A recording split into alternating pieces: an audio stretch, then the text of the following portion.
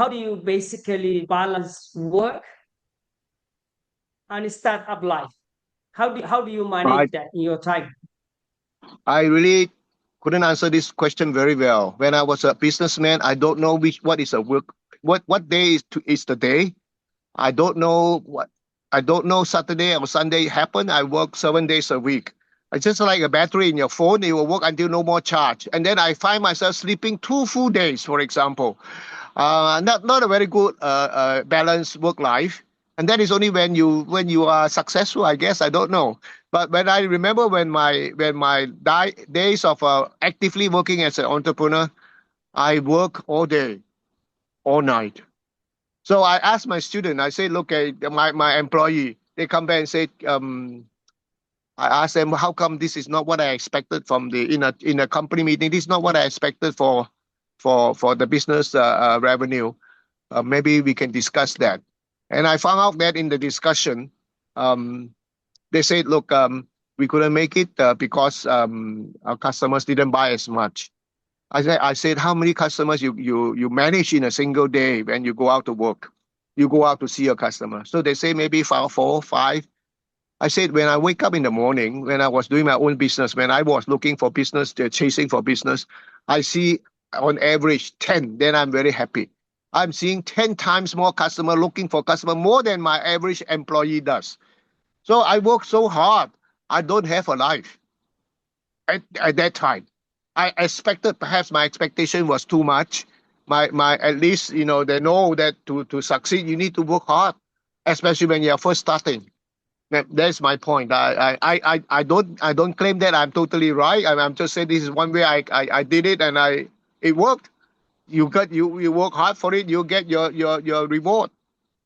What belief that you can stop people to believe about a business? Are you talking about selling out your business to somebody or what?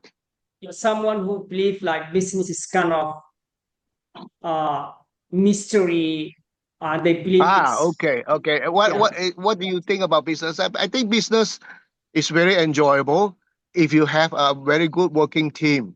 I think that is out of 100, maybe 90 over people cannot get a very good working team going. And there is a lot of non-supporting. I think that one of the biggest reasons why enterprises fail is the subject which we teach in our classes called engagement. I don't know what you think about engagement. Engaging. It's a very beautiful word because we can learn from everyday life. I have asked you a question. I want to go from place A to place B. I have a car. I have the car key. Can I go from place B A to place B? The answer is yes. What do you need to do? I would say put the key in the slot of the key and you turn it on. And okay, boom, boom, boom, boom, the engine start to run. So can you go to place A to place B? Just sit down there and will it go there? The answer is no, because the engine is only running, but the engine is not engaged. So what is engaging? Engaging simply is when you put into gear, right?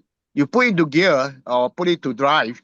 So the engine, when you turn on the key, it's just turning, running, running, running, but there is no engaging of the gear shaft. The gear shaft hooks up to the wheels. So when the gear shaft goes and engage with the gear of the motor and the engine, that is engaged. But now they are not engaged. So the whole organization is not moving from A to B because the workers are really the driving shaft. They are not engaged, and that I think sadly is why all enterprises are 100, maybe 80, 90, maybe even more. They are not engaged. They just go in and clock card at 9 o'clock, go in 5 o'clock, come out. They are not engaged. Just like you turn on the machine, the car just run there, but you're not going from plan A. Your objective is to arrive at plan A to B. You want to arrive at B, but then you're not arriving there because the car is not moving. But it's running. It's running. A lot of companies, I use this example quite often in my classes because it is. The car is running, but it's not moving to your objective destination because it's not engaging. What do you mean engaging? The workers, the people who help you. You are one, maybe you're the CEO, you're the founder, and then you need to engage with them to engage with you. To them, they only think about clocking card. You pay me salary, I come in. Well, so what? That's what I think. That's How great. do you get them Let's engaged? ask a couple of, that's a good question, Dr. Aaron Low. I want to, just to be respectful of everybody's time, and we have a few more very good questions I want to ask you before we wrap up. Please do, yeah. One we have from Hassan Farah. I have a question. When you have a startup that has been started by one founder, but after running for a while, you find you need a very technical person in your whether it's in understanding or whether you want to give equity in the business. How does one give sweat equity to a technical partner, and how do you value what equity they should have? I think that's like a follow-up question to just now what you mentioned to us So the with person the money. so Yeah, he you has have a some very startup. different idea. Yeah. Yeah.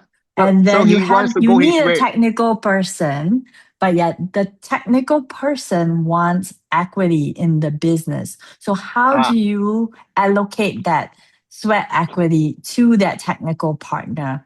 I Because, have a favorite plan. value I it have is subjective, right? I have a favorite plan towards this subject. I normally encourage them and thank them for wanting to move ahead, and I tell them my plan. But that is, you learn these two words. Upon success, it will happen. I said I will give you the share. I know what you want. I know you have ideas. Okay, but I will write it even on paper, and both of us can sign off. I will tell you this is a share I'm going to give you. The two words that follow: upon success.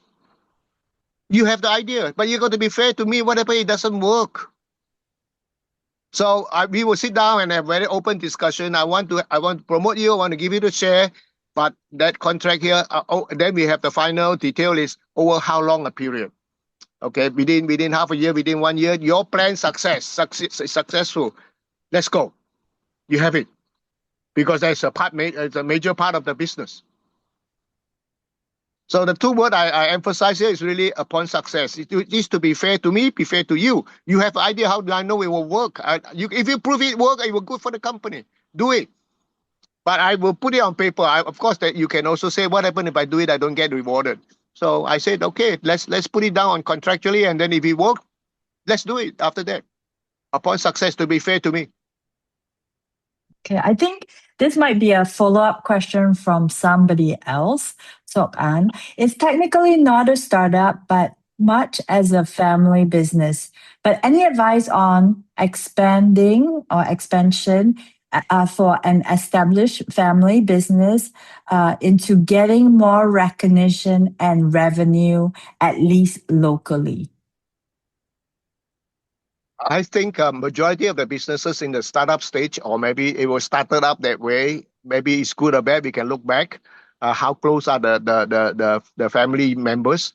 Family business is one very well studied businesses all over the world for entrepreneurship because you have a brother, you have a sister, you have your uncle, you have somehow the younger set. You can come and they can come in and help. You give them a job. Okay, they are all family members. But family members also brings along their business. The family members ended up like shareholders. The family members ended up like management team. And now you cannot fire them out of a relationship, out of them helping out. And now, so you have pros and cons. The pros part is that they can die for you. They can die for the company because that company is also theirs. They are partners in that business. But when it comes to when you come to firing them, let's say you found actually this person. I have one particular experience. I have a family member who wants to be just graduated. The mother is my sister. So the mother, my close own sister, the niece wants to have a job. I say, what would she like to do? She say, well, she like human resource. I say, okay, let's make her the human resource job. Give her a job in human resource. So then I don't have a human resource manager. So I say, how much pay? I say, you go by the market rate. I say, that's fair. I say, what kind of position? She says she's the first one. Let's let her be the human resource manager. Okay, that went on very well. I mean, she's the human resource manager. And within a short time, I realized that human resource manager is not performing, is not knowledgeable. For the same money, paying the salary every month, I can get a even more better one. But I then discussed the issue of employing somebody, still keeping her, but employing the proper human resource manager, and maybe thinking of how to position her to be another job or whatever. But it didn't happen because she said, yes, bring in that person, report to me. My goodness, that I can't do anything. That's family business. I can fire her, but I will then offend my sister. So family business, the cons are there. The pros is that they can, when they can work long hours, then don't claim over extra pay or whatever, come and work Saturday, Sunday, because their business, there's also their business. So good family business is good. If you got very good, close-knit family members, yes, very good. Okay, great. I want to move into AI. Just one question here, because Yep. as you know, with our, with the influence of AI, right? Do you see more solopreneurs now? Is that the trend of people who are displaced, maybe from the workplace, starting up more business, but do you see the trend of, having small business be kind of more a group of different subject matter experts now because of AI? Do you see the trend where there will be more solopreneurs leveraging on AI to build businesses of the future? This is my favorite topic. I have perhaps very biased idea. I read a book and I will send to you guys, whoever interested. In 1,000 days. 1,000 days, that book was published in 2025. Now we are 2026. And the book was written by a guy. I fully respected this person. This person is only 42 years old. And he wrote the book. A book normally takes about 5 to 7 years. We want to have a good book, get a lot of research, a lot of citation. And he finished the book. And the title is just simple. 1,000 days, everything that human being can do today. He accepts that we cannot do it today, but that everything that human beings can do today, everything that human beings can do today in 1,000 days, a machine can do it better, faster, cheaper, more precise, 24 hours, and this is what will happen in 3 years. But you can say, oh, okay, never mind, 3 years. So if you can just imagine, a lot of people say not so fast lah. But if you look at the speed things are traveling, it's so fast.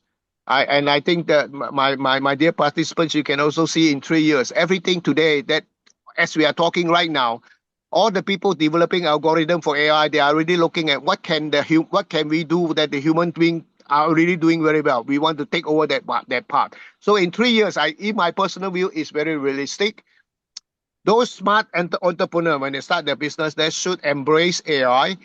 And they can use AI to look at the different ideas. What usually entrepreneur before AI era, they look at a few person's idea, look at some examples, look at what newspaper said. But this one is that if you know how to ask the right question in AI, I hope next time we have more interesting discussion on the prompts, what we should ask AI. AI is asking the best in the whole world. If you are, of course, sometimes depends on the particular app. The app could be, I use DeepSeek, I use ChatGPT, I use Gemini, I use Claude, I use Grok. I will look at everyone and then I look at these are the best brains in the world.